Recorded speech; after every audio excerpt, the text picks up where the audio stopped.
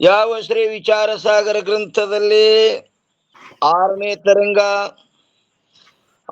ತರಂಗಕ್ಕೆ ಅಧಿಕಾರಿ ಯಾರಪ್ಪ ಅಂತ ಕೇಳಿದ್ರೆ ಕನಿಷ್ಠ ಅಧಿಕಾರಿಯನ್ನು ಕುರಿತು ಯಾವ ತರ್ಕ ದೃಷ್ಟಿಗೆ ಉಪದೇಶ ಮಾಡ್ತಾ ಬಂದ್ರು ಗುರುಗಳು. ಅಲ್ಲಿ ಹಿಂದ ಅಗ್ರದ ದೇವನೆಂಬ ದೇವತಾ ಪುರುಷ ಏನ್ ಮಾಡಿದಪ್ಪ ಅಂತ ಕೇಳಿದ್ರೆ 3 ಪ್ರಶ್ನೆಗಳನ್ನು ಮಾಡಿದ. ಗ್ರದ ಅಂದ್ರೆ ಇಚ್ಛಾ, ಅಗ್ರದ ಅಂದ್ರ ಇಚ್ಛಾರಹಿತನಾದಂತ ದೇವತಾ ಪುರುಷ ಆತ್ಮದೇವ ಏನ್ ಮಾಡ್ಯಾನಪ್ಪ? 3 ಪ್ರಶ್ನೆಗಳನ್ನು ಮಾಡ್ಯಾನ ಗುರುಗಳ ಸನ್ನಿಧಾನದಲ್ಲಿ. 3 ಪ್ರಶ್ನೆ ಯಾವಪ್ಪ ಅಂತ ಕೇಳಿದ್ರೆ, ಮೊದಲನೇದ್ದು ನಾನು ಯಾರು, ಈ ಜಗತ್ತನ್ನು ರಚಿಸಿದವರು ಯಾರು, 2ನೇ ಪ್ರಶ್ನೆ. ಇನ್ನು 3ನೇ ಪ್ರಶ್ನೆ ಯಾವದಪ್ಪ ಅಂತ ಕೇಳಿದ್ರೆ, ಮುಕ್ತಿಗೆ ಹೇತು ಯಾವುದು? ಮೋಕ್ಷ ಅಂತಿರಲ್ಲ, ಮೋಕ್ಷ ಯಾವುದರಿಂದ ಆಗ್ತದೆ? ಏನ ಜ್ಞಾನದಿಂದ ಆಗ್ತದೋ, ಏನ ಕರ್ಮದಿಂದ ಆಗ್ತದೋ, ಏನು ಉಪಾಸನೆಯಿಂದ ಆಗ್ತದೋ, ಬೇಡ ಏನು 2ರಿಂದ ಆಗ್ತದೋ, ಎದರಿಂದ ಆಗ್ತದೆ ಅಂತ ಹಿಂಗ 3 ಪ್ರಶ್ನೆಗಳ. ಆ ಮೊದಲನೇ ಪ್ರಶ್ನೆಗೆ ಉತ್ತರ ಕೊಡ್ತಾ ಬಂದ್ರು. ಮೊದಲನೇ ಪ್ರಶ್ನೆ ಏನಿತ್ತು? ನಾನು ಯಾರು. ಅದಕ್ಕೆ ಉತ್ತರ ಏನ್ ಹೇಳಿದ್ರಪ್ಪ ಅಂತ ಕೇಳಿದ್ರೆ, ನೀ ಆತ್ಮಾದಿಯಪ್ಪ. ನಾನು ಯಾರು ಅಂತ ನೀ ಪ್ರಶ್ನೆ ಕೇಳಿದಿಲ್ಲ, ನೀ ಇರುವುದೇನದಿ ಆತ್ಮ ಸ್ವರೂಪದೇ, ಹುಟ್ಟಿ ಸಾಯುವಂತ ದೇಹ ಅಲ್ಲ. ನೀ ಯಾರದೇ? ಆತ್ಮ ಸ್ವರೂಪನೇ ನೀ ಅದೇ. ಯಾಕಂದ್ರೆ ನಿಜಗುಂಡ್ರು ಹೇಳಿದ್ರು, ಆತ್ಮತನುವಿಗೆ ಸಂಘವಿಲ್ಲವೆಂದೆಂದು ವನಿತೆ ಕೇಳು ಬೆಳಕು ಕತ್ತಲೆಯಂತೆ.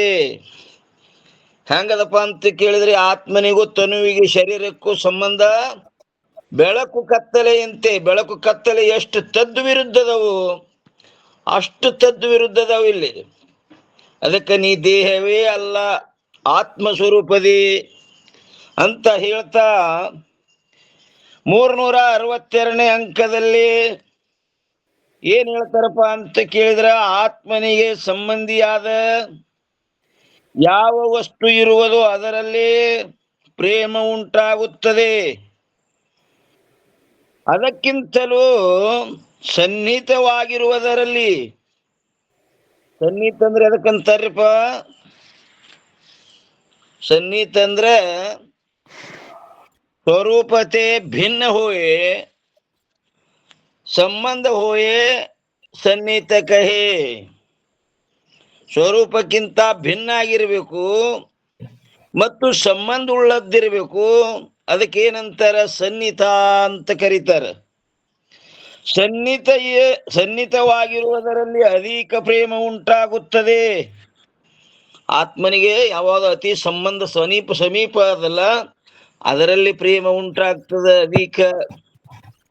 ಅದಂಗತ್ ಕೇಳಿದ್ರೆ, ವಿತ್ತಾತ್ ಪುತ್ರ ಪ್ರಿಯ, ಪುತ್ರಾತ್ ಪಿಂಡ ಪ್ರಿಯ, ಪಿಂಡಾತ್ ಇಂದ್ರಿಯ ಪ್ರಿಯ, ಇಂದ್ರಿಯಾತ್ ಪ್ರಾಣ ಪ್ರಿಯ, ಪ್ರಾಣಾದಾತ್ಮನ ಪರಮ ಪ್ರಿಯ. ಅತಿ ತನಗೆ ಯಾವ ಸಮೀಪದವಲ್ಲ ಅದರಲ್ಲಿ ಹೆಚ್ಚು ಪ್ರೀತಿ ಉಂಟಾಗ್ತದೆ, ಅಧಿಕ ಪ್ರೇಮ ಆಗುತ್ತದೆ. ಈ ರೀತಿಯಿಂದ ಹೊರಗಿನ ಪದಾರ್ಥಗಳ ಅಪೇಕ್ಷೆಯಿಂದ ಅಂತರದಲ್ಲಿರುವ ಪದಾರ್ಥಗಳಲ್ಲಿ ಅಧಿಕವಾದ ಪ್ರೀತಿ ಇರುತ್ತದೆ. ಆ ಹೊರಗಿನಕ್ಕಿಂತಲೂ ಅಂತರಂತರ ಸಮೀಪದಲ್ಲಿ ಬಂದುದಕ್ಕೆ ಏನಾಗ್ತದಪ್ಪ ಅಂತ ಕೇಳಿದ್ರೆ, ಅಧಿಕ ಪ್ರೀತಿ ಉಂಟಾಗ್ತದೆ, ಅಧಿಕವಾದ ಪ್ರೀತಿ ಇರುತ್ತದೆ. ಹೇಗಂದರೆ ಒಂದೇ ಕಡೆ ಹೇಳ್ತಾರೆ ನೋಡ್ರಿ, ಪರಂಪರೆಯಿಂದ ಆತ್ಮನ ಸಂಬಂಧಿಯಾದ ಪುತ್ರನ ಮಿತ್ರನಲ್ಲಿ. ನೋಡ್ರಿ ಏನಂತಾರ? ಪರಂಪರೆಯಿಂದ ಆತ್ಮನ ಸಂಬಂಧಿಯಾದ ಪುತ್ರನ ಮಿತ್ರನಲ್ಲಿ. ತನ್ನ ಮಗನ ಗೆಳೆಯದನಲ್ಲ, ಪುತ್ರನ ಮಿತ್ರ. ಅವನು ತನ್ನ ಮಗನ ಕೂಡ ಬಂದಂದ್ರೆ ಅವನಿಗೂ ಏನಂತಾನ? ಬಾರಪ್ಪ, ಏನ್ರಿ ತಿಲ್ಲಕ್ ತಗೋ, ಚಾ ಕುಡಿ, ಕೂಡು, ಹಿಂಗ್ ಕೇಳ್ತಾನ. ಆದ್ರೆ ತನ್ನ ಮಗನ ಮೇಲೆ ಅಧಿಕ ಪ್ರೀತಿ ಇರ್ತದ. ಆ ಮಿತ್ರನಲ್ಲಿ ಯಾಕಿರ್ತದಂದ್ರೆ ತನ್ನ ಪುತ್ರನಿಗೋಸ್ಕರವಾಗಿ ಆ ಪುತ್ರನ ಮಿತ್ರನಲ್ಲಿ ಏನಿರ್ತದ ಪ್ರೇಮ ಇರ್ತದ. ಆದ್ರೆ ತನ್ನ ಮಗನಲ್ಲಿ ಏನಿರ್ತದಂದ್ರೆ ಅದೀಕ್ ಇರ್ತದ. ಅದಕ್ಕೆ ಹೇಳ್ತಾರ ನೋಡ್ರಿ, ಪರಂಪರೆಯಿಂದ ಆತ್ಮನ ಸಂಬಂಧಿಯಾದ ಪುತ್ರನ ಮಿತ್ರನಲ್ಲಿ ಪ್ರೀತಿ ಉಂಟಾಗುತ್ತದೆ. ಎರಡನೇದ್ದು, ಪುತ್ರನ ಮಿತ್ರನ ಅಪೇಕ್ಷೆಯಿಂದ ಪುತ್ರನಲ್ಲಿ ಅಧಿಕ ಪ್ರೀತಿ ಉಂಟಾಗುತ್ತದೆ. ಆ ಪುತ್ರನ ಮಿತ್ರನ ಅಪೇಕ್ಷೆಯಿಂದ ತನ್ನ ಪುತ್ರನಲ್ಲಿ ಏನಾಗ್ತದಪ್ಪ ಅಂತ ಕೇಳಿದ್ರೆ ಅಧಿಕ ಪ್ರೀತಿ ಉಂಟಾಗುತ್ತದೆ. ಮತ್ತು ಇನ್ನು ಮೂರನೇದ್ದು, ಪುತ್ರನಕ್ಕಿಂತಲೂ ಸ್ಥೂಲ ಸೂಕ್ಷ್ಮ ಶರೀರದಲ್ಲಿ ಅಧಿಕ ಪ್ರೀತಿ ಇರುತ್ತದೆ. ಆ ಮಗನಕ್ಕಿಂತಲೂ ಅಧಿಕ ಪ್ರೀತಿಯಲ್ಲಿ ಬಂತು, ಸ್ಥೂಲ ಸೂಕ್ಷ್ಮ ಶರೀರದಲ್ಲಿ ಬಂತು. ನೋಡ್ರಿ, ಪುತ್ರನಕ್ಕಿಂತಲೂ ಸ್ಥೂಲ ಶರೀರದಲ್ಲಿ ಅಗದಿ ಯಾವ ಸಮೀಪದವ ಅಲ್ಲಿ ಹೆಚ್ಚು ಪ್ರೀತಿ ಉಂಟಾಗ್ತದೆ. ಪುತ್ರನಕ್ಕಿಂತಲೂ ಸ್ಥೂಲ ಸೂಕ್ಷ್ಮ ಶರೀರದಲ್ಲಿ ಅಧಿಕ ಪ್ರೀತಿ ಇರುತ್ತದೆ. ಆ ಸ್ಥೂಲ ಶರೀರಕ್ಕಿಂತಲೂ ಸೂಕ್ಷ್ಮ ಶರೀರದಲ್ಲಿ ಅಧಿಕ ಪ್ರೀತಿ ಇದೆ.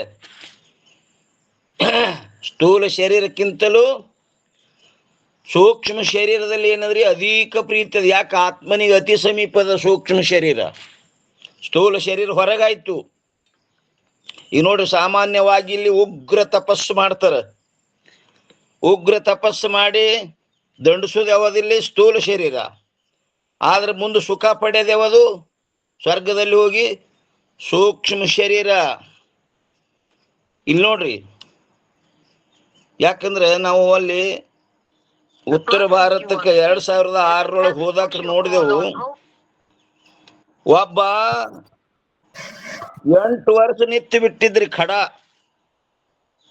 ಕಾಲ್ ಮಡ್ಸೋದಿಲ್ಲ. ಅಲ್ಲೇ ಒಂದು ಗಿಡಕ್ಕ ಒಂದು ಫಳಿ ಕಟ್ಟೋದು, ಅದಕ್ಕೆ ಸ್ವಲ್ಪ ಎದಿ ಹಚ್ಚಿ ನಿದ್ರೆ ಮಾಡೋದು, ಮತ್ತೆ ಖಡನೆ ನಿಂತು ಬಿಡೋದು. ಅಲ್ಲೇ ಅವ್ರು ಹೇಳಿದ್ರು, 8 ವರ್ಷ ಆಗ್ಯಾವ್ರಿ, ಇನ್ನ 4 ವರ್ಷ ನಿಂದ್ರವ್ರವ್ರು. ಇವರು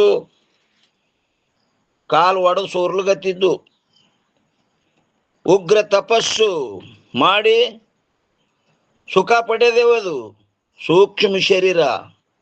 ಸ್ಥೂಲ ಶರೀರಕ್ಕಿಂತಲೂ ಸೂಕ್ಷ್ಮ ಶರೀರದಲ್ಲಿ ಏನಾಯ್ತು? ಅಧಿಕ ಪ್ರೀತಿ ಆಯ್ತು.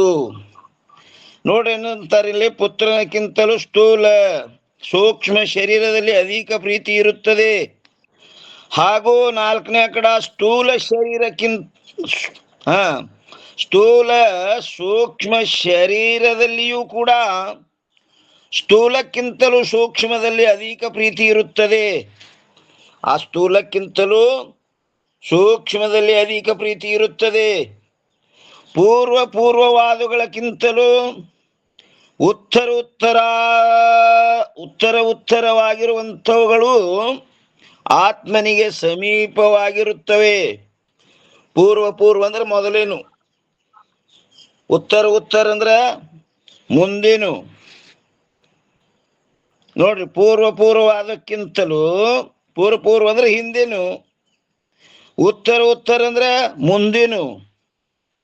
ಉತ್ತರವಾಗಿರುವಂಥವುಗಳು ಆತ್ಮನಿಗೆ ಸಮೀಪವಾಗಿರುತ್ತವೆ. ಈಗ ಸ್ಥೂಲ ಶರೀರ ಪೂರ್ವ ಆಯ್ತು, ಸೂಕ್ಷ್ಮ ಶರೀರ ಉತ್ತರ ಮುಂದೆ ಸಮೀಪ ಆಯ್ತು ಮತ್ತೆಷ್ಟು. ಇನ್ನು ಒಂದನೇದ್ದು, ಆತ್ಮನ ಪ್ರತಿಬಿಂಬವು ಸೂಕ್ಷ್ಮ ಶರೀರದಲ್ಲಿಯೇ ಇರುತ್ತದೆ.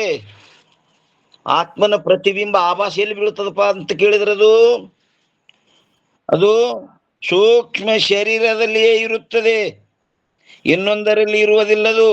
ಇನ್ನೊಂದರಲ್ಲಿ ಅಂದ್ರೆ ಸ್ಥೂಲ ಶರೀರದಲ್ಲಿ ಇಲ್ಲ. ಆತ್ಮನ ಆಭಾಸೆಯಲ್ಲಿ ಬೀಳ್ತದಪ್ಪ ಅಂತ ಕೇಳಿದ್ರದು ಸೂಕ್ಷ್ಮ ಶರೀರದಲ್ಲಿ. ಆದ್ದರಿಂದ ಪ್ರತಿಬಿಂಬದ ಮೂಲಕ ಸೂಕ್ಷ್ಮ ಶರೀರದೊಡನೆ ಆತ್ಮನ ಸಂಬಂಧವಿರುತ್ತದೆ ಹೊರತು ಮತ್ತೊಂದರೊಡನೆ ಇರುವುದಿಲ್ಲ. ಆ ಸ್ಥೂಲ ಶರೀರದೊಡನೆ ಇರುವುದಿಲ್ಲ.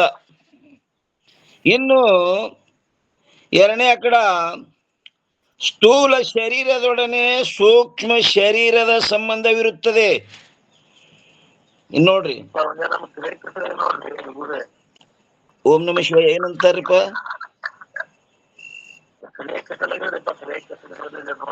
ಕೇಳ್ಸಲಾಗ್ಯದ್ರಿ?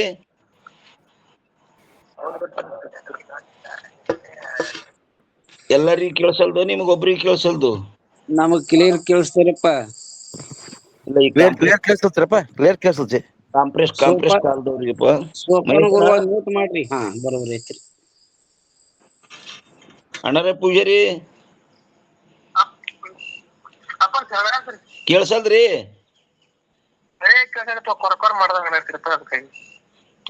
ನೂಟ್ ಆಗ್ಯದಿಲ್ಲ ನೋಡ್ರಿ ಯಾರ್ದು. ಮತ್ತ ಇನ್ನೊಮ್ಮೆ ಲೆಫ್ಟ್ ಆಗಿ ಬರ್ರಿ. ಆದ್ರೆ ಯಾರು ಬಂದಿರಿ ಇನ್ನೊಮ್ಮೆ ಬರ್ರಿ.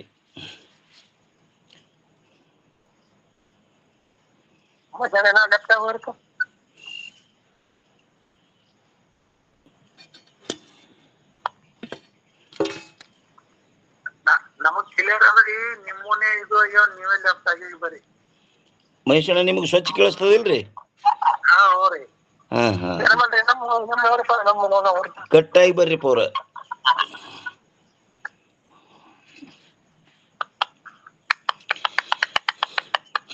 ಏನಂತಾರ ನೋಡ್ರಿ, ಸ್ಥೂಲ ಶರೀರದೊಡನೆ ಸೂಕ್ಷ್ಮ ಶರೀರದ ಸಂಬಂಧವಿರುತ್ತದೆ.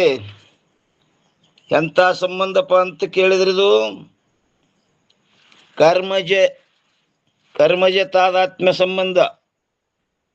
ಇನ್ನ ಆತ್ಮನಿಗೂ ಮತ್ತು ಸೂಕ್ಷ್ಮ ಶರೀರಕ್ಕೆ ಯಾವ ಸಂಬಂಧದಪ್ಪ ಅಂತ ಕೇಳಿದ್ರ ಭ್ರಮಜ ತಾದಾತ್ಮ್ಯ ಸಂಬಂಧ.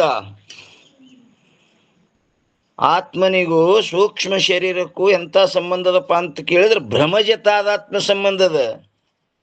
ಇಲ್ಲಿ ಸ್ಥೂಲ ಮತ್ತು ಸೂಕ್ಷ್ಮ ಶರೀರಕ್ಕೆ ಎಂತ ಸಂಬಂಧದಪ್ಪ ಅಂತ ಕೇಳಿದ್ರೆ ಕರ್ಮಜ ತಾದಾತ್ಮ್ಯ ಸಂಬಂಧ. ಸ್ಥೂಲ ಶರೀರದೊಡನೆ ಸೂಕ್ಷ್ಮ ಶರೀರದ ಸಂಬಂಧವಿರುತ್ತದೆ.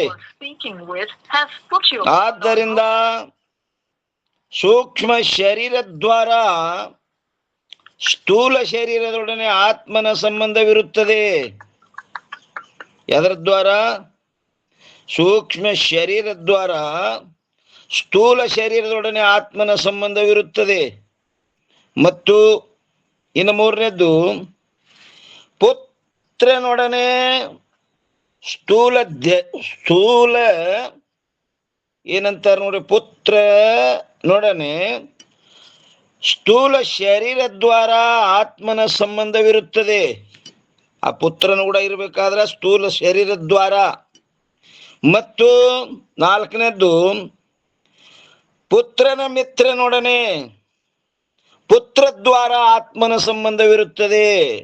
ಆ ಪುತ್ರ ನಿಮಿತ್ತವಾಗಿ ಆ ಪುತ್ರನ ಮಿತ್ರನಲ್ಲಿ ಸಂಬಂಧ ಇರ್ತದೆ.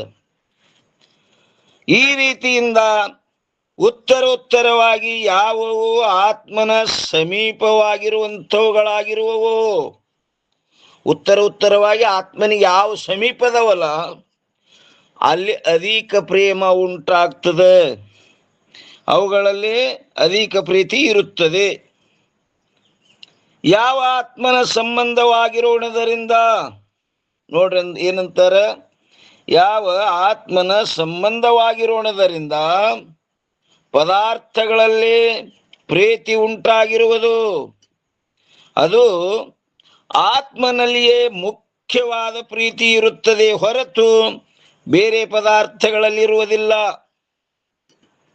ಆ ಮುಖ್ಯವಾದ ಪ್ರೀತಿಯಲ್ಲಿರ್ತದಪ್ಪ ಅಂತ ಕೇಳಿದ್ರೆ ಅದು ತನ್ನಲ್ಲೇ. ಅದು ಇನ್ನೊಬ್ರಲ್ಲಿ ಮಾಡ್ತಾರಲ್ಲ ಅಂದ್ರೆ ಅದು ಡೂಪ್ಲಿಕೇಟ್, ಅದು ಒರಿಜಿನಲ್ ಅಲ್ಲ. ಈಗ ಗಂಡ ಹೆಂಡತಿಗೆ ಪ್ರೀತಿ ಮಾಡ್ತಾನಂದ್ರೆ ಅದು ಎಂತ ಪ್ರೀತಿಪ್ಪ ಅಂತ ಕೇಳಿದ್ರೆ ಅದು ತನ್ನ ಉದ್ದೇಶ ಇಟ್ಟುಕೊಂಡೆ ನನ್ನ ಸುಖಕ್ಕೆ ಸಾಧನ ಆಗ್ಯಾಳಂತ ಪ್ರೀತಿ ಮಾಡ್ತಾನೆ ವಿನ ಮುಖ್ಯ ಪ್ರೀತಿಯಲ್ಲಿ ಅದ ತನ್ನಲ್ಲಿ. ಹೆಂಡತಿಯಲ್ಲಿ ಮಾಡ್ತಾನಂದ್ರು ಸಹಿತ ಮುಖ್ಯ ಎಲ್ಲಿದಪ್ಪ, ನನ್ನ ಸುಖಕ್ಕೆ ಸಾಧನ ಆಗ್ಯಾಳಂತೇಳಿ ಆಕೆಯಲ್ಲಿ ಮಾಡ್ತಾನವ. ಅದು ಡೂಪ್ಲಿಕೇಟ್, ಒರಿಜಿನಲ್ ಅಲ್ಲದು. ಎಲ್ಲ ವಸ್ತ್ರ ತಂದಾಳ, ಒಡವಿ ತಂದಾನ, ಬಹಳ ಪ್ರೀತಿ ಮಾಡ್ತಾನೆ ಹೆಂಡತಿಗೆ ಅಂದ್ರೆ ಮುಖ್ಯ ಪ್ರೀತಿಯಲ್ಲದ ತನ್ನಲ್ಲಿ. ಯಾಕಂದ್ರೆ ನನ್ನ ಸುಖಕ್ಕೆ ಸಾಧನ ಆಗ್ಯಾಳ ಅಂತೇಳಿ ಮಾಡ್ತಾನೆ ವಿನ ಆಕೆಯಲ್ಲಿ ಮುಖ್ಯ ಪ್ರೀತಿ ಇಲ್ಲ. ಅದಕ್ಕೆ ನಿಜಗುಂಡ್ರು ಹೇಳಿಲ್ರಿ, ಎಲ್ಲವನ್ನು ಆರೈದು ನೋಡಲ್ ಇಲ್ಲೆನಿಸಿದ ನೇಹ, ಎಲ್ಲಿ ನೆಲೆಸಿರುವುದಪ್ಪ ಅಂತ ಕೇಳಿದ್ರೆ ತನ್ನಲ್ಲೇ, ಅದರಿಂದೇ ಸುಖ. ಮುಖ್ಯ ಪ್ರೀತಿ ಎಲ್ಲಿದಪ್ಪ ಅಂತ ಕೇಳಿದ್ರೆ ತನ್ನಲ್ಲೇ, ತನ್ನ ಉದ್ದೇಶ ಮಾಡಿಕೊಂಡೇ. ಯಾ ಮಗನಿಗೆ ಪ್ರೀತಿ ಮಾಡೋದಾಗ್ಲಿ, ಹೆಂಡತಿಗೆ ಪ್ರೀತಿ ಮಾಡೋದಾಗ್ಲಿ, ಬೀಗರು ಬಿದ್ರು ಬೇಕಾದ ದೇವ್ರ ಸಹಿತ ಮ್ಯಾಲ ಪ್ರೀತಿ ಮಾಡ್ತಾನಂದ್ರ ತನ್ನ ಉದ್ದೇಶ ಇಟ್ಟುಕೊಂಡೆ. ಆ ದೇವ್ರ ಮ್ಯಾಗ ಸಹಿತ ಪ್ರೀತಿ ಮಾಡ್ತಾನಂದ್ರ ನನಗೆ ಸುಖ ಕೊಡ್ತದಂತ ಹೇಳಿ ಆ ದೇವ್ರ ಮ್ಯಾಗ ಪ್ರೀತಿ ಮಾಡ್ತಾನವ. ವಾಸ್ತವಿಕವಾಗಿ ಇಲ್ಲದಪ್ಪ ಅಂತ ಕೇಳಿದ್ರೆ ತನ್ನಲ್ಲಿ, ತನ್ನನ್ನು ಉದ್ದೇಶ ಮಾಡಿಕೊಂಡೆ. ಆದ್ರೆ ಅವರಲ್ಲಿ ಹೆಂತ ಪ್ರೀತಿ ಅಂದ್ರೆ ವ್ಯಭಿಚಾರದದು. ಮುಖ್ಯ ಪ್ರೀತಿ ಎಲ್ಲದಪ್ಪ ಅಂತ ಕೇಳಿದ್ರೆ ತನ್ನಲ್ಲೇ. ಅದಕ್ಕೆ ಹೇಳಿಲ್ರಿ, ಆತ್ಮನಸ್ತು ಕಾಮಾಯ ಸರ್ವಂ ಪ್ರಿಯಂ ಭವತಿ. ಆತ್ಮನನ್ನು ಉದ್ದೇಶ ಮಾಡಿಕೊಂಡೆ. ಅದಕ್ಕೆ ಹೇಳ್ತಾರೆ ನೋಡ್ರಿ, ಯಾವ ಆತ್ಮನ ಸಂಬಂಧವಾಗಿರೋಣದರಿಂದ ಪದಾರ್ಥಗಳಲ್ಲಿ ಪ್ರೀತಿ ಉಂಟಾಗಿರುವುದು, ಅದು ಆತ್ಮನಲ್ಲಿಯೇ ಮುಖ್ಯವಾದ ಪ್ರೀತಿ ಇರುತ್ತದೆ ಹೊರತು ಬೇರೆ ಪದಾರ್ಥಗಳಲ್ಲಿ ಇರುವುದಿಲ್ಲ. ಬೇರೆ ಪದಾರ್ಥಗಳಲ್ಲಿ, ಪದಾರ್ಥ ಅಂದ್ರೆ ಎಷ್ಟು ಹಿಡಿತೀರಿ ನೀವು? ಹೆಂಡತಿ, ಮಕ್ಕಳು, ರೊಕ್ಕ, ಬಿಸ್ನೆಸ್, ನೌಕರಿ, ಮನಿ, ಹೊಲ, ಮಂದಿ, ಮಕ್ಕಳು, ದೇವ್ರು ಹಿಡ್ಕೊಂಡು ನೋಡ್ಕೋರಿ ನೀವು. ಆ ಪ್ರೀತಿ ಎಂಥದಪ್ಪ ಅಂತ ಕೇಳಿದ್ರೆ ಅದು ಡೂಪ್ಲಿಕೇಟ್ ಅದ, ಒರಿಜಿನಲ್ ಅಲ್ಲ. ಎಲ್ಲಿ ಒರಿಜಿನಲ್ ಎಲ್ಲದಪ್ಪ ಅಂದ್ರೆ ತನ್ನಲ್ಲೇ. ಅವಕ್ಕೆಲ್ಲ ಯಾಕೆ ಪ್ರೀತಿ ಮಾಡ್ತಾನಂದ್ರೆ ಅವೆಲ್ಲ ನನ್ನ ಸುಖಕ್ಕೆ ಸಾಧನದವಂತ ಮಾಡ್ತಾನೆ ವಿನ ಅವುಗಳಲ್ಲಿ ಮುಖ್ಯ ಪ್ರೀತಿ ಇಲ್ಲವೇ ಇಲ್ಲ. ಹೇಗೆಂದರೆ ಪುತ್ರನ ಮಿತ್ರನಲ್ಲಿ ಹೇಳ್ತಾರೆ ನೋಡ್ರಿ, ಪುತ್ರನ ಮಿತ್ರನಲ್ಲಿ ಪುತ್ರನ ಸಂಬಂಧದಿಂದ ಪ್ರೀತಿ ಇರುತ್ತದೆ. ಅದು ಯಾರ ಸಲುವಾಗಿ? ಆ ಮಿತ್ರನಲ್ಲಿ ಇರ್ಬೇಕಾದ್ರೆ ತನ್ನ ಮಗನ ಸಂಬಂಧ ಮಾಡಿಕೊಂಡೆ. ಆದ್ದರಿಂದ ಪ್ರೀತಿಗೆ ಅಪ್ಪಾರ ಗುರುನಾಥ, ಓಂ ನಮಃ ಶಿವಾಯ. ಹೇಳ್ರಪ್ಪ.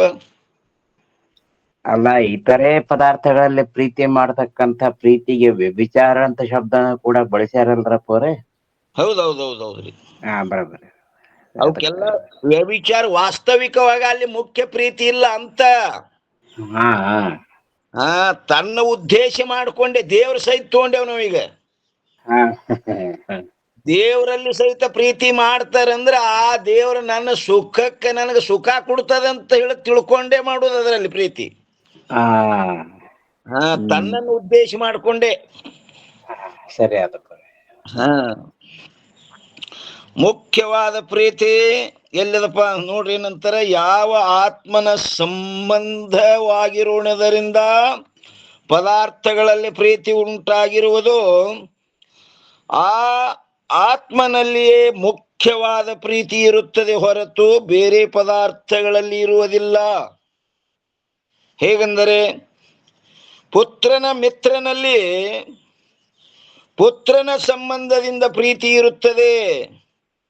ಆದ್ದರಿಂದ ಪುತ್ರನಲ್ಲಿಯೇ ಮುಖ್ಯ ಪ್ರೀತಿ ಇರುತ್ತದೆ ಹೊರತು ಪುತ್ರನ ಮಿತ್ರನಲ್ಲಿ ಇರುವುದಿಲ್ಲ. ಅದರಂತೆಯೇ ಎಲ್ಲ ತಿಳ್ಕೊತೋರಿ ಅಂತಾರವರು. ಅದರಂತೆಯೇ ಆತ್ಮನಿಗೆ ಅಧಿಕ ಸಮೀಪವಾಗು ಏನಂತಾರೆ? ಆತ್ಮನಿಗೆ ಅಧಿಕ ಸಮೀಪವಾಗಿ ಯಾವುದು ಇರುವುದೋ ಅದರಲ್ಲಿ ಅಧಿಕ ಪ್ರೀತಿ ಉಂಟಾಗುತ್ತದೆ. ಆದ್ದರಿಂದ ಸರ್ವರಿಗೂ ಆತ್ಮನಲ್ಲಿಯೇ ಪ್ರೀತಿ ಉಂಟಾಗುತ್ತದೆ. ಸರ್ವರಿಗೂ ಎಲ್ಲಿ ಪ್ರೀತಿಪ್ಪ ಅಂದ್ರೆ ಆತ್ಮನಲ್ಲೇ. ಮಾಲಿ ಮಾಡ್ತಾನಲ್ರಿ ಅಂದ್ರೆ ಅದನ್ನು ಉದ್ದೇಶ ಮಾಡಿಕೊಂಡು ಅವೆಲ್ಲ ನನ್ನ ಸುಖಕ್ಕೆ ಸಾಧನ ಆಗ್ಯಾವಂತ ಅಲ್ಲಿ ಮಾಡ್ತಾನ. ಮುಖ್ಯವಾದ ಉದ್ದೇಶ ಏನು? ತನ್ನ ಸುಖ. ಎಲ್ಲಿ ದುಃಖದ ಅಭಾವವಿರುವುದು ಅಲ್ಲಿಯೂ ಹಾಗೂ ಆನಂದದಲ್ಲಿಯೂ ಆ ಪ್ರೀತಿ ಏನಂತಾರೆ ನೋಡ್ರಿ, ಎಲ್ಲಿ ದುಃಖದ ಅಭಾವವಿರುವುದು, ದುಃಖದ ಏನದ ಅಭಾವ ಇರುವುದು ಅಲ್ಲಿಯೂ ಹಾಗೂ ಆನಂದದಲ್ಲಿಯೂ ಆ ಪ್ರೀತಿ ಉಂಟಾಗುತ್ತದೆ. ದುಃಖದ ಅಭಾವ ಇರಬೇಕು ಮತ್ತು ಆನಂದ ಇರಬೇಕದು. ಅಲ್ಲಿ ಏನಾಗ್ತದೆ ಅಂತ ಕೇಳಿದ್ರೆ ಅಲ್ಲಿ ಪ್ರೀತಿ ಉಂಟಾಗ್ತದೆ. ಅದು ಆನಂದ ಹಾಗೂ ದುಃಖದ ಅಭಾವದ ನಿಮಿತ್ತದಿಂದ ಉಂಟಾಗುತ್ತದೆ. ಆದ್ದರಿಂದ ಆನಂದ ಹಾಗೂ ದುಃಖದ ಅಭಾವದ ದಶೆಯಿಂದಲೇ ಬೇರೊಂದರಲ್ಲಿ ಪ್ರೀತಿ ಉಂಟಾಗುವುದಿಲ್ಲ. ಆದ್ದರಿಂದ ಸರ್ವರ ಪ್ರೀತಿಗೆ ವಿಷಯವಾದ ಯಾವ ಆತ್ಮವಿರುವುದು? ಸರ್ವರ ಪ್ರೀತಿಗೆ ವಿಷಯವಾದದ್ದು ಯಾವುದು? ಯಾವ ಆತ್ಮ ಇರುವುದು? ಅದು ಆನಂದ ರೂಪವಿರುತ್ತದೆ. ಮತ್ತು ದುಃಖದ ಅಭಾವವೇ ಆತ್ಮ ಸ್ವರೂಪವಿರುತ್ತದೆ. ದುಃಖದ ಅಭಾವ ಅಂದರೆ ಆತ್ಮ ಸ್ವರೂಪ. ದುಃಖದ ಅಭಾವವೇ ಆತ್ಮ ಸ್ವರೂಪವಿರುತ್ತದೆ. ಹಾಗೂ ಕಲ್ಪಿತದ ಅಭಾವವೇ ಅಧಿಷ್ಠಾನ ರೂಪವಾಗಿರುತ್ತದೆ. ಇದು ಶಂಕರಾಚಾರ್ಯರ ಸಿದ್ಧಾಂತ. ಏನಂತಾರ್ರಿ? ಕಲ್ಪಿತದ ಅಭಾವವೇ ಅಧಿಷ್ಠಾನ ರೂಪವಿರುತ್ತದೆ. ಹೆಂಗ? ಹಗ್ಗದೊಳ ತೋರು ಹಾವು, ಹಾವುದ ಅಭಾವವೇ ರಜ್ಜು. ಆ ಸರ್ಪದ ಅಭಾವ ಆಯ್ತಂದ್ರೆ ಏನಂದ್ರೆ ಅದು ರಜ್ಜುನೇ ಅದ. ಅದರಂತೆ ಇಲ್ಲಿ ಈ ಕಲ್ಪಿತ ಜಗತ್ತಿನ ಅಭಾವವೇ ಬ್ರಹ್ಮ. ಅಧಿಷ್ಠಾನ ಏನದ? ಅದಕ್ಕೆ ಬ್ರಹ್ಮದ. ಹಾಗೂ ಕಲ್ಪಿತದ ಅಭಾವವೇ ಅಧಿಷ್ಠಾನ ರೂಪವಾಗಿರುತ್ತದೆ. ಹೇಗೆಂದರೆ ಹೇಳ್ತಾರೆ ನೋಡಿ, ಸರ್ಪದ ಅಭಾವವೇ ರಜ್ಜು ರೂಪವಿರುತ್ತದೆ. ಸರ್ಪದ ಅಭಾವ ಅಂದ್ರೆ ರಜ್ಜು, ಅಧಿಷ್ಠಾನ, ರಜ್ಜು ರೂಪವಿರುತ್ತದೆ. ಆದ್ದರಿಂದ ಕಲ್ಪಿತವಾದ ಯಾವ ದುಃಖವಿರುವುದು ಅದರ ಅಭಾವವು ಕೂಡ ಆತ್ಮರೂಪವಿರುತ್ತದೆ. ಆ ಕಲ್ಪಿತ ದುಃಖದ ಅಭಾವ ಏನದಪ್ಪ ಅಂತ ಕೇಳಿದ್ರೆ ಆತ್ಮ ಅದ. ಈ ರೀತಿಯಿಂದ ಆತ್ಮನು ಆನಂದ ರೂಪನಿರುತ್ತಾನೆ. ಆತ್ಮ ಹೆಂಗದನಪ್ಪ ಅಂತ ಕೇಳಿದ್ರೆ ಆನಂದ ರೂಪದನ. ಅದಕ್ಕೆ ನಾನು ಯಾರಂತ ಕೇಳಿದಲ್ಲ, ನೀ ಆನಂದ ಸ್ವರೂಪನಾದ ಆತ್ಮಾದಿ ಅಂತ ಹೇಳಿಕತ್ತಾರ ಗುರುಗಳು. ಮತ್ತು ಇನ್ನ 363 ಏನ್ ಹೇಳ್ತಾರೆ ನೋಡ್ರಿ, ನ್ಯಾಯ ಮತದಲ್ಲಿ ಆತ್ಮನು ಆನಂದ ಗುಣನಿರುತ್ತಾನೆ ಎಂದು ಹೇಳುತ್ತಾರೆ. ನೈಯಾಯಿಕರು ಏನಂತಾರೆ?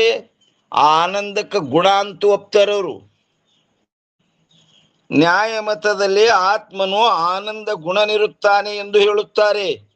ಅದು ಸಮೀಚೀನವಿರುವುದಿಲ್ಲ ಹಂಗೆ ಹೇಳೋದು. ಆ ಗುಣ ಅಂತೇನು ಹೇಳ್ತಾರಲ್ಲ, ಅದು ಸಮೀಚೀನ ಇರುವುದಿಲ್ಲ. ಯಾಕಂದರೆ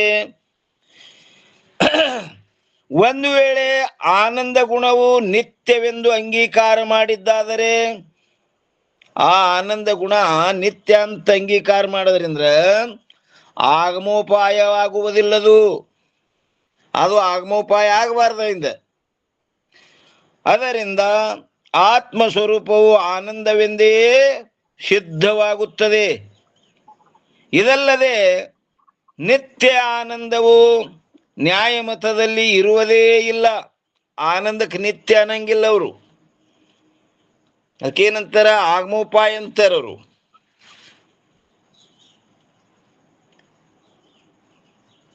ಅದಕ್ಕೇನಂತಾರೆ? ಆನಂದವು ನ್ಯಾಯಮತದಲ್ಲಿ ಇರುವುದೇ ಇಲ್ಲ. ನಿತ್ಯ ಆನಂದವು ನ್ಯಾಯಮತದಲ್ಲಿ ಇರುವುದೇ ಇಲ್ಲ.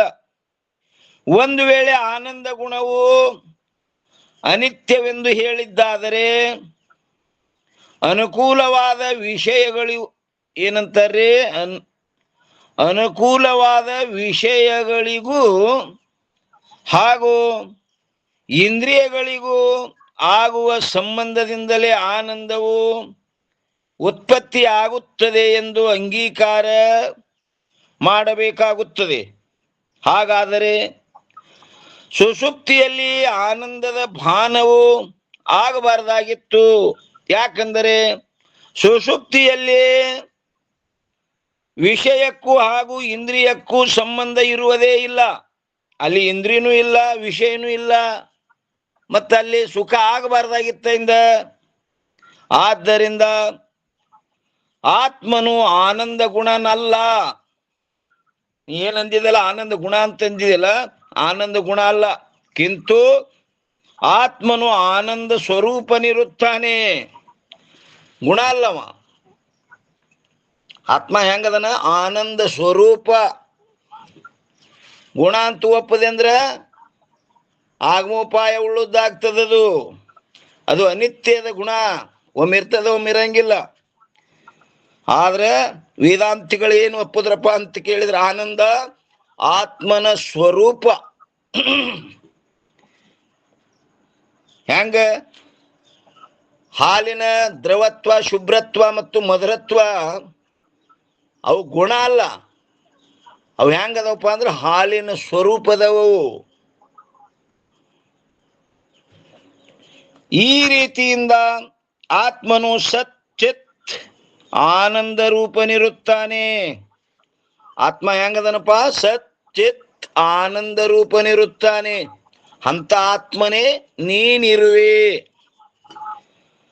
ಇನ್ನ 364ನೇ ಅಂಕದಲ್ಲಿ ಏನ್ ಹೇಳ್ತಾರ ನೋಡ್ರಿ, ಸಚ್ಚಿದಾನಂದಗಳು ಪರಸ್ಪರ ಭಿನ್ನಗಳಲ್ಲ.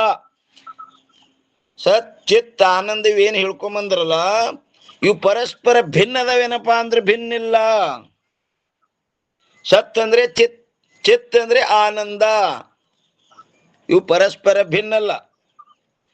ಇನ್ನ ಆ ಸಚ್ಚಿದಾನಂದಗಳು ಪರಸ್ಪರ ಭಿನ್ನಗಳಲ್ಲ, ಕಿಂತು ಒಂದೇ ಆಗಿರುತ್ತವೆ. ಒಂದು ವೇಳೆ ಆತ್ಮನ ಗುಣಗಳಾಗಿದ್ದರೆ, ಆ ಸಚ್ಚಿದಾನಂದಗಾದಿಗಳು ಆತ್ಮನ ಗುಣವಾಗಿದ್ದರೆ ಪರಸ್ಪರ ಭಿನ್ನಗಳಾಗಿರುತ್ತಿದ್ದು. ಅವು ಗುಣಗಳಾಗಿದ್ದು ಅಂದ್ರೆ ಪರಸ್ಪರ ಭಿನ್ನ ಆಗಿರ್ತಿದ್ದು. ಗುಣ ಅಂತೂ ಅಲ್ಲ. ಏನಂತ ಹೇಳ್ಯಾರವು? ಸ್ವರೂಪ ಅಂತ ಹೇಳ್ಯಾರವು. ಓಂ ನಮ ಶಿವಾಯ. ಹೇಳ್ರಪ್ಪ. ಗುಣಕ್ಕ ಲಕ್ಷಣ ಐತೇನ್ರಪ್ಪ? ಗುಣಕ್ ಲಕ್ಷಣ ಐತಲ್ರಿಪ್ಪ. ಏನಂದಾರ ತಂದೆ? ಗುಣ ಅಂದ್ರ ದ್ರವ್ಯ ಕರ್ಮತೆ ಭಿನ್ನ ಹೋಯೆ, ಜಾತಿ ಮಾತ್ರ ಆಶ್ರಯ ಹೋಯೆ, ಸೋ ಗುಣ ಅಂದ್ರೆ ಗುಣ ಅಂತ ಅನ್ನೋ ಶಬ್ದಕ್ಕ ಅರ್ಥಕ್ಕ ಜಾತಿ ಕ್ರಿಯಾ ಸಂಬಂಧ ರಹಿತವೇ ಚೈತನ್ಯ ಅಂತ ಹೇಳಿದ್ದೇವೆ, ಸರಿ ರೀ ಇದು? ಗುಣ ಅಂದ್ರ ದ್ರವ್ಯ ಕರ್ಮಕ್ಕಿಂತ ಭಿನ್ನ ಆಗಿರ್ಬೇಕದು. ಜಾತಿ ಮಾತ್ರಕ್ಕ ಆಶ್ರಯ ಆಗಿರ್ಬೇಕ್ರಿ ಅದು. ಅದಕ್ಕೆ ಗುಣ ಅಂತ ಕರೆದ್ರು. ಶಬ್ದಾದಿಗಳು ಗುಣ ಆಗ್ತಾವ. ರೀ, ಶಬ್ದಾದಿಗಳು ಗುಣ ಅಂತ ಆಗ್ತಾವಲ್ರಪ್ಪ? ಹೌದೌದೌದ್ರಿ. ಶಬ್ದಾದಿಗಳು ಒಟ್ಟು ಗುಣಗಳೇ ಅಂತ ಅಂತಾರಲ್ರಿ. ಅದಕ್ಕೆ ಕೇಳಿದೆ, ಗುಣ ಅಂತಂದ್ರೆ ಏನದಕ್ಕೆ ಅರ್ಥ ಮಾಡಿರ ಅಂತಂದ. ಅವು ಗುಣಿಯನ್ನ ಆಶ್ರಯ ಮಾಡ್ಕೊಂಡಿರ್ತಾರ, ಸ್ವತಂತ್ರ ಇರಂಗಿಲ್ಲ. ಗುಣಿ ಅಂತಂದ್ರೆ ಶಬ್ದ ಮತ್ತೇನಾಗತ್ತಾರ ಅಪ್ಪ ಅವ್ರೆ? ಗುಣ ಗುಣಿ. ಈಗ ಗುಣ ಗುಣಿ, ಗುಣಿ ಅಂದ್ರ ಅದಕ್ಕೆ ಆಶ್ರಯವಾದದ್ದು. ಗುಣಕ್ಕೆ ಆಶ್ರಯ. ಈಗ ನೀಲಿ ಘಟ ಅಂತಾರ ನೋಡ್ರಿ. ನೀಲಿ ಘಟ, ನೀಲಿ ಬಣ್ಣ ಒಳಗೆ ಕೊಡ. ನೀಲಿ ಅನ್ನೋದು ಗುಣ, ಅದ್ರ ಬಣ್ಣ. ಆ ಗುಣಿ ಯಾವದಪ್ಪ ಅಂದ್ರ ಆ ಘಟನೆ. ಆ ಘಟವನ್ನ ಆಶ್ರಯ ಮಾಡ್ಕೊಂಡೆ ಬಣ್ಣ ಇರ್ತದದು. ಬಣ್ಣ ಸ್ವತಂತ್ರ ಇಲ್ಲ. ಏನ್ರಿ? ಈಗ ಬಟ್ಟಿ ಕ್ಯಾವಿ ಬಣ್ಣ ಎಬ್ಬಿಸ್ತೀರಲ್ಲ ನೀವು, ಆ ಬಣ್ಣ ಆ ಗುಣಿಯಾದ ಬಟ್ಟಿಯನ್ನ ಆಶ್ರಯ ಮಾಡ್ಕೊಂಡಿರ್ತದ, ಸ್ವತಂತ್ರ ಇಲ್ಲದ ಕ್ಯಾವಿ. ಬಟ್ಟೆಯನ್ನ ಆಶ್ರಯ ಮಾಡಿಕೊಂಡೆ ಆ ಬಣ್ಣ ಇದೆ. ಅದಕ್ಕೆ ನೀಲಿಯನ್ನ ಆಶ್ರಯ ಮಾಡಿಕೊಂಡೆ ಕೊಡ ಇದೆ. ಗುಣಿಯನ್ನ ಆಶ್ರಯ ಮಾಡಿಕೊಂಡು ಗುಣ ಇರ್ತದ. ಅದು ಸ್ವತಂತ್ರ ಇಲ್ಲದು. ಬರೋಬರಿ. ಅದೇ ದ್ರವ್ಯ ಕರ್ಮತೆ ಭಿನ್ನ ಹೋಯೆ, ಜಾತಿ ಮಾತ್ರಕ್ಕೆ ಆಶ್ರಯ ಹೋಯೆ, ಸೋ ಗುಣ ಕಹೆ ಅಂತ ಗುಣಕ್ಕೆ ಲಕ್ಷಣ ಅದ್ರಿ ಅದು. ಸರಿ. ಆ ಸಚ್ಚಿದಾನಂದಗಳು ಪರಸ್ಪರ ಭಿನ್ನಗಳಲ್ಲ, ಕಿಂತು ಒಂದೇ ಆಗಿರುತ್ತವೆ. ಒಂದು ವೇಳೆ ಆತ್ಮನ ಗುಣಗಳಾಗಿದ್ದರೆ ಪರಸ್ಪರ ಭಿನ್ನಗಳಾಗಿರುತ್ತಿದ್ದು. ಆ ಗುಣ ಆಗಿರುತ್ತಂದ್ರ ಒಂದು ವೇಳೆ ಗುಣಾನೇ ಇದ್ದು ಅಂದ್ರ ಪರಸ್ಪರ ಭಿನ್ನಗಳ ಆಗಿರ್ತಿದ್ದು, ಆದರೆ ಅವು ಆತ್ಮ ಸ್ವರೂಪವೇ ಇರುತ್ತವೆ. ಈಗ ದ್ರವತ್ವ, ಶುಭ್ರತ್ವ, ಮಧುರತ್ವ ಒಂದು ವೇಳೆ ಅವು ಹಾಲಿನ ಗುಣ ಆಗಿದ್ದು ಅಂದ್ರ ಬ್ಯಾರೆ ಆಗಿರ್ತಿದ್ದು. ಆ ಶುಭ್ರತ್ವ, ಮಧುರತ್ವ, ದ್ರವತ್ವ ಹಾಲಿನಕ್ಕಿಂತ ಬ್ಯಾರೆ ಅದಾವೇನ್ರಿ ಅವು? ದ್ರವತ್ವ ಅಂದ್ರೆ ಶುಭ್ರತ್ವ, ಶುಭ್ರತ್ವ ಅಂದ್ರೆ ಮಧುರತ್ವ. ಹಾಲಿನಕ್ಕಿಂತ ಬೇರೆ ಮಾಡ್ಲಕ್ ಬರ್ತಾವೇನ್ರಿ ಅವಕ್ಕ?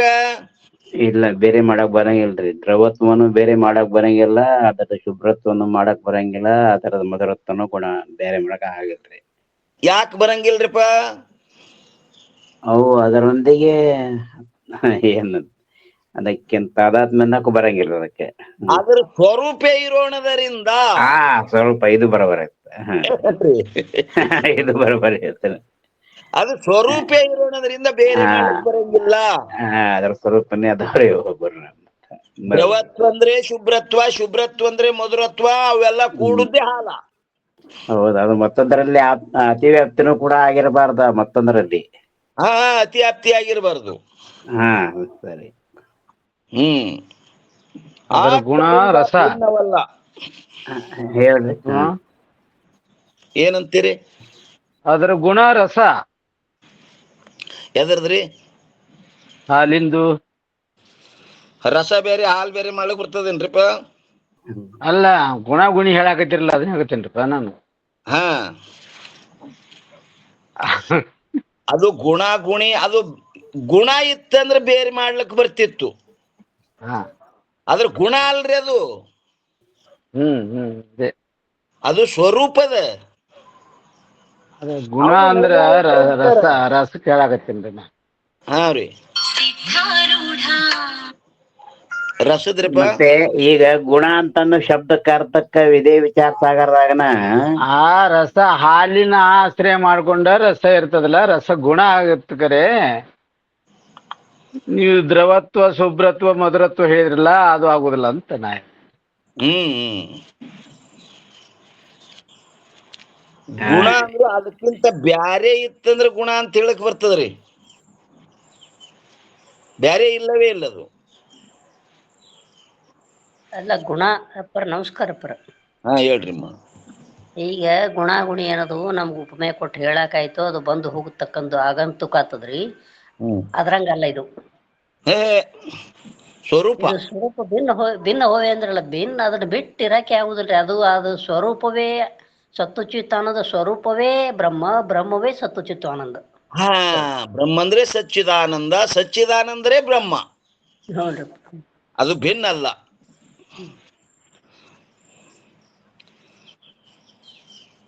ಅಪ್ಪವ್ರ ಏನಂದ್ರಿಪ್ಪ? ಏನೈತ್ರಿ? ಅದ್ರ ಗುಣ ಗುಣಿ ಅದ್ರಾಗ ಹೇಳ್ಕೊಡ್ಲಿಲ್ಲ ಮತ್ತ ಅಂತಂದೆ ನಾನು. ಗುಣ ಗುಣಿ ಸ್ವರೂಪ ಹೇಳಿದಿರಿ. ಹ್ಞೂರಿ. ಮತ್ ಸ್ವರೂಪ ಹೇಳಿದ ನಂತರ ಅದಕ್ಕೆ ಗುಣ ಗುಣಿ ಹೇಳ್ಬೇಕಲ್ಲ ಅದ್ರಾಗ. ಸ್ವರೂಪದಲ್ಲಿ ಗುಣ ಗುಣಿ ಹೇಳಲಿಕ್ಕೆ ಬರುದಿಲ್ರಿ. ಅದು ಅದ್ರ ಸ್ವರೂಪೇ ಅದದು. ಹಾಲಿನಲ್ಲಿ ಇವು ಮಧುರತ್ವ, ಶುಭ್ರತ್ವ, ದ್ರವತ್ವ ಏನದವಲ್ರಿ, ಇವು ಗುಣ ಅಲ್ಲ. ಗುಣ ಇದ್ದು ಅಂದ್ರೆ ಅವು ಬ್ಯಾರೆ ಮಾಡಿ ತೋರ್ಸಲಿಕ್ ಬರ್ತಿತ್ತು. ಸ್ವರೂಪನೇ ಅದಾವು. ಮತ್ತೆ ಇಲ್ಲಿ ಗುಣ ಅಂತ ಹೇಳ್ತಾರಲ್ಲ ಪರ್, ಇದು ಹೆಂಗ ಒಪ್ಪಬೇಕು? ಯಾರ್ರಿ ಅದ್ರಂಗ ಅಲ್ಲ ಇದು ಅಂತ ಹೇಳಕತ್ತಾರ. ಗುಣ ಗುಣಿ ಅಂತೆ ಅಲ್ಲ. ವಿಚಾರ ಸಾಗರದಾಗನ ರೂಪ, ರಸ, ಗಂಧ ಮೊದಲಾದವುಗಳು ಗುಣಗಳಾಗಿರುತ್ತವೆ ಅಂದ್ರೆ ಏನರ್ಥ ರೀ? ರೂಪ, ರಸ, ಗಂಧ ಮೊದಲಾದವುಗಳು ಅಂತಂದ್ರೆ ಪಂಚ ವಿಷಯಗಳನ್ನ ಹೇಳಿದರೆ ಏನ್ ಮಾಡಿದ್ರು ಅವರು. ಈಗ ಮೂರನ್ನ ತಕೊಂಡ್ರ ರೂಪ, ರಸ, ಗಂಧ ಮೊದಲಾದವುಗಳು ಗುಣಗಳಾಗಿರುತ್ತವೆ, ಅವುಗಳಿಗೆ ಆಶ್ರಯವಾಗಿದ್ದೇ ಗುಣಿ ಎನಿಸುವುದು. ಹೇಗೆಂದರೆ ರೂಪ ಮೊದಲಾದವುಗಳಿಗೆ ಗುಣಿಯಾಗಲ್ಪಟ್ಟಂತಹ ಭೂಮಿ ಮೊದಲಾದವುಗಳು ಆಶ್ರಯಗಳಾಗಿರ್ತವೆ ಅಂತ ಹೇಳ್ತಾರೆ. ಹೌದೌದು. ಇದು ವಿಚಾರ ಸಾಗರ ಗ್ರಂಥದಾಗನೇ ಹೇಳಿರ್ತಕ್ಕಂಥ ಮಾತಿದು.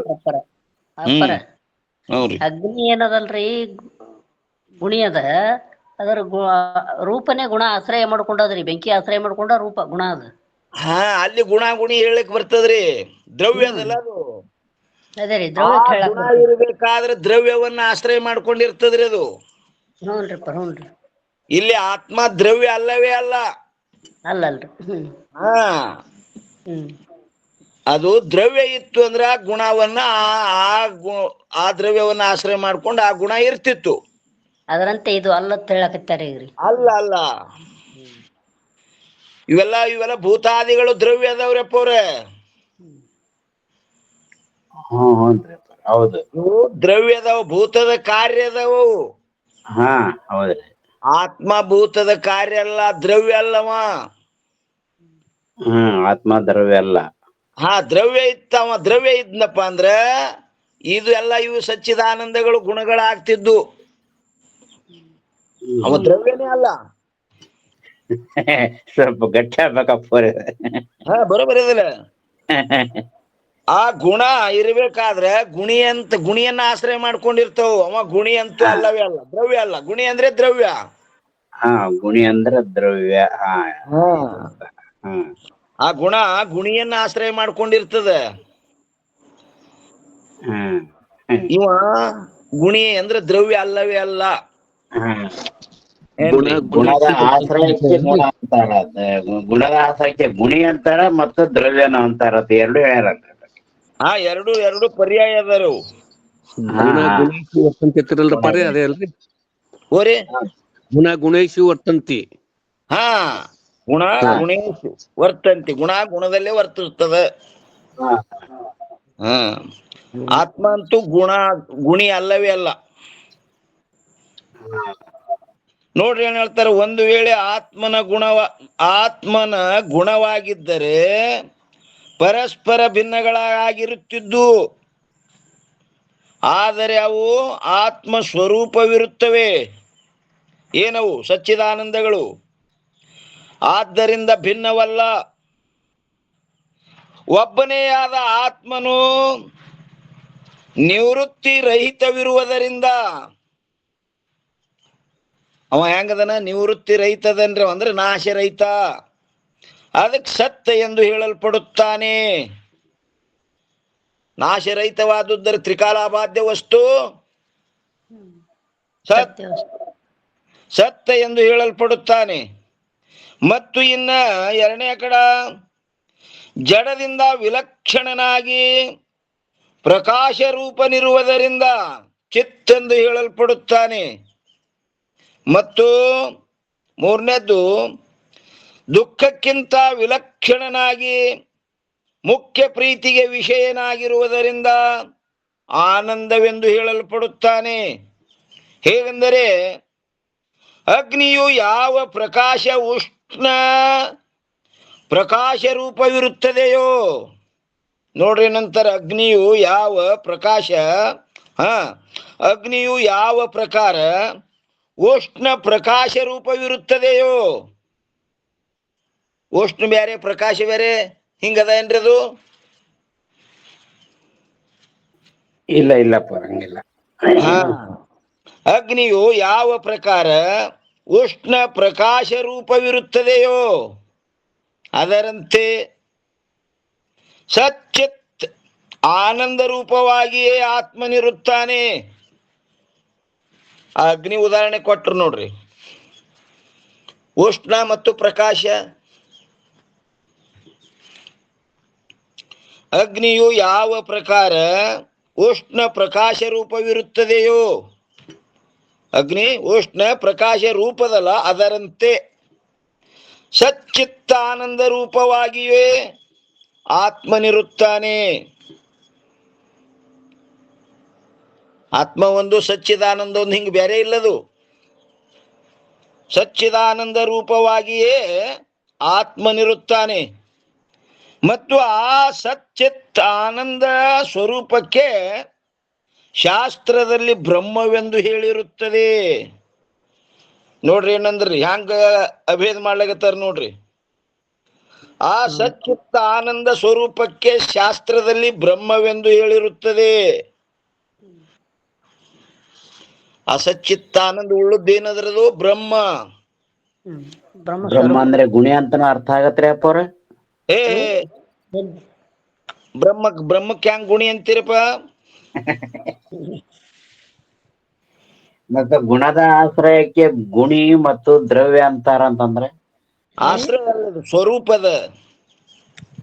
ಅದೇ ಹೆಂಗಂದ್ರ ಮತ್ತೆ ಇವರು ಗುಣ ಆ ಸಚ್ಚಿತ್ತಾನಂದ ಸ್ವರೂಪಕ್ಕೆ, ಸ್ವರೂಪ ತಗೊಂಡಾರ ನೋಡ್ರಿ, ಸ್ವರೂಪ. ಹಾ ಸ್ವರೂಪಕ್ಕೆ ಶಾಸ್ತ್ರದಲ್ಲಿ ಬ್ರಹ್ಮವೆಂದು ಹೇಳಿರುತ್ತದೆ. ಅಲ್ಲಿ ಗುಣ ಗುಣಿ ಏನ್ ತಗೊಂಡ್ರೇನ್ರಿ? ಸಚ್ಚಿತ್ತ ಆನಂದ ಸ್ವರೂಪಕ್ಕೆ ಶಾಸ್ತ್ರದಲ್ಲಿ ಬ್ರಹ್ಮವೆಂದು ಹೇಳಿರುತ್ತದೆ. ಆದ್ದರಿಂದ ಆತ್ಮನು ಬ್ರಹ್ಮರೂಪನಿರುತ್ತಾನೆ. ಆತ್ಮ ಏನಾದ? ಏನಂತೀರಿ ಸೂಪಣ್ಣಪ್ಪ ಅವ್ರ? ಏನ್ ಕಾಡ್ಲಕತ್ತದ ನಿಮ್ಗ? ಗುಣ ಗುಣಿ ಗದ್ದೆ ಒಳಗ ಇಡಕತ್ತ ನಮ್ಗೆ.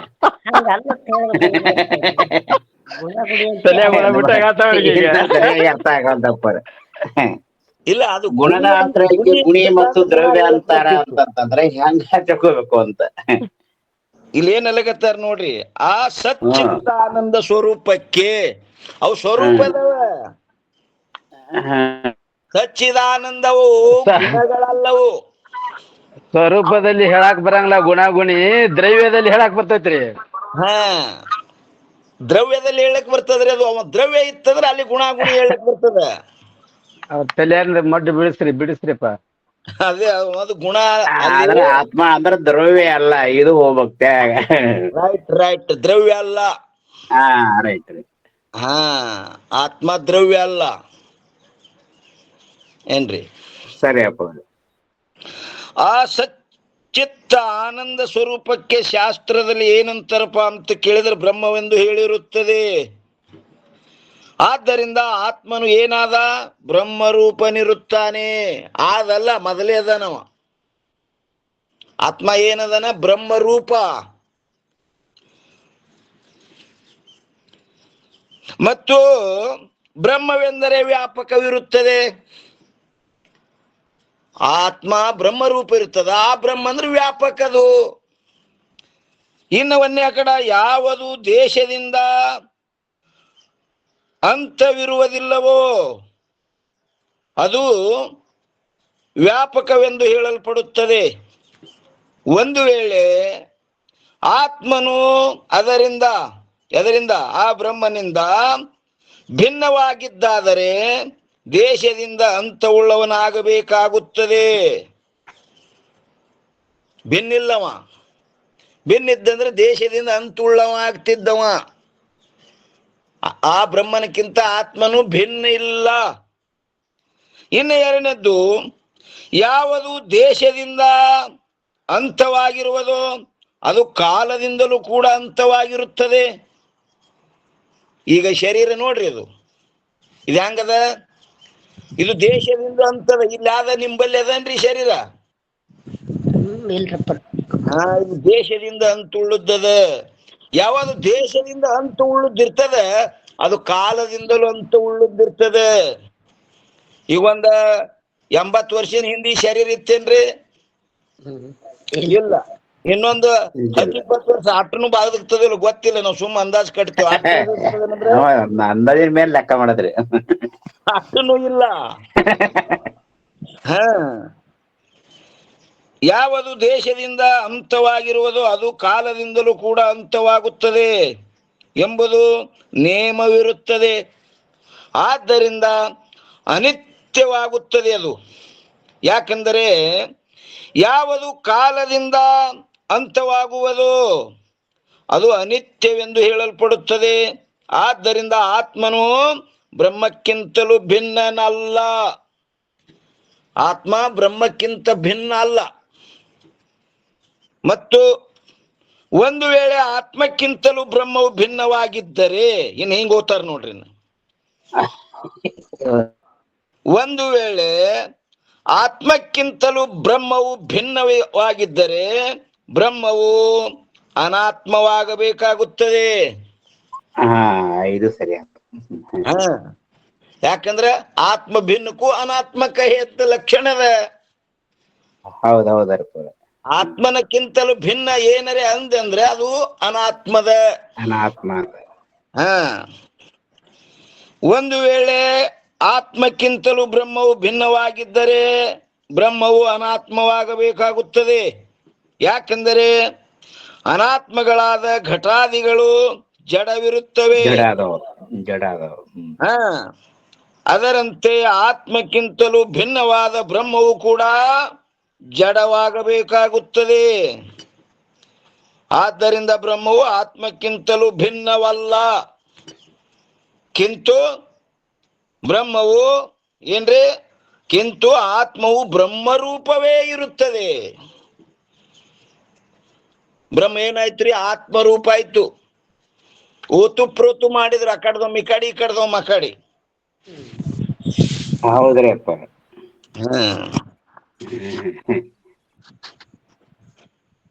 ಇನ್ನ 365 ಏನ್ ಹೇಳ್ತಾರ ನೋಡ್ರಿ, ಒಂದೇ ಚೇತನವು ಸಕಲ ಪ್ರಪಂಚಕ್ಕೂ ಹಾಗೂ ಮಾಯೆಗೂ ಅಧಿಷ್ಠಾನವಾಗಿರುತ್ತದೆ. ಏನಂದ್ರೆ ಒಂದೇ ಚೈತನ್ಯವು ಸಕಲ ಪ್ರಪಂಚಕ್ಕೂ ಹಾಗೂ ಮಾಯೆಗೂ ಅಧಿಷ್ಠಾನವಾಗಿರುತ್ತದೆ. ಆದ್ದರಿಂದ ಬ್ರಹ್ಮವೆಂದು ಹೇಳಲ್ಪಡುತ್ತದೆ. ಒಂದೇ ಚೇತನದು, ಅದು ಚಿತ್ ಒಂದೇ. ಉಪಾದಿಯಿಂದ ಏನೇನೇನೇನೋ ಆಗಿ ತೋರ್ಲಿಕ್ಕತ್ತದ. ಆದ್ರೂ ಉಪಾಧಿ ನೇತಿಗಳದು ನೋಡ್ರಿ ನೀವು, ಏನದ? ಒಂದೇ ಒಂದು ಚೈತನ್ಯ. ಜೀವಾಗಿ ತೋರುದ್ದು ಅದೇ, ಈಶಾಗಿ ತೋರುದ್ದು ಅದೇ, ಜಗ ಆಗಿ ತೋರುದ್ದು ಅದೇ. ಎದರದಿಂದ? ಉಪಾದಿಯಿಂದ. ಇನ್ನು ಎರಡನೇ ಕಡ ಅವಿದ್ಯೆಗೂ ಹಾಗೂ ವ್ಯಷ್ಟಿ ದೇಹಾದಿಗಳಿಗೂ. ಸಮಯ ಆಗೈತ್ರಿ. ಈ 365ನೇ ಅಂಕ ಮತ್ತ ನಾಳಿನ ದಿವಸ ನಾವು ನೀವು ವಿಚಾರ ಮಾಡೋಣ್ರಿ. ಇಲ್ಲಿ ಪರ್ಯಂತರ ಸದ್ಗುರುಗಳ ಕೃಪಾಶೀರ್ವಾದದಿಂದ ನಡೆದ ಬಂದ ವಿಷಯ ಈ ವಾಗ್ರೂಪ ಸೇವೆ ಗುರುಪಾದದಲ್ಲಿ ಅರ್ಪಿಸಿ ಇವತ್ತಿನ ವಿಷಯಕ್ಕೆ ಮಂಗಲ್ ಹೇಳೋಣ್ರಿ. ಎಲ್ಲ ಮಹಾತ್ಮರ ಮಾತೆಯರ ಪಾದಕ್ಕೂ ನಮಸ್ಕಾರ. ಓಂ ನಮಃ ಶಿವಾಯ. ಮಂಗಲ್ ಹೇಳ್ರಿ ಅಮ್ಮ.